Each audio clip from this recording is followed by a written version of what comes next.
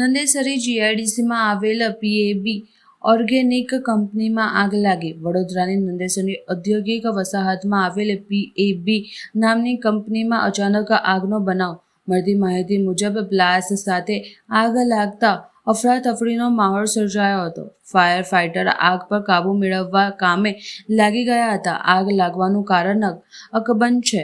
કોઈ જાનહાનિ થઈ નથી કે તે પણ હજુ સ્પષ્ટપણે નથી ખબર. આજ રોજ સવારમાં અમારે કંપની, હું સોડિયમ મેટલમાં છું એટલે કલ્પસૂત્ર કેમિકલમાં, અને એ કલ્પસૂત્ર કેમિકલ અમે બહાર 10 વાગ્યાની આસપાસ હતા અને એક ધુમાડાની ખબર પડી એટલે, અને ટેલિફોનિક પણ ખબર પડી કે ભાઈ કોઈક જગ્યાએ આગ લાગી છે. પછી એકચ્યુઅલ ખબર પડી કે પીએબીમાં આગ લાગી છે. તો પીએબીમાં અમે અમારી ટીમ સાથે કાર્યરત થઈ ગયા. એ સાથે સાથે દીપક નાઇટ્રાઇટ, થામસન, પાનોલી ઇન્ટરમીડિયેટ, આ બધી ઇન્ડસ્ટ્રીના સેફ્ટી ઓફિસર વિથ ફાયરમેન સાથે આ લોકોએ બધી એટલી જહેમતથી આ અત્યારની સ્થિતિમાં, અત્યારે 11:30ની વચ્ચે લગભગ 80% આસપાસ આગને કાબૂમાં લેવામાં આવી એવું લાગી રહ્યું છે.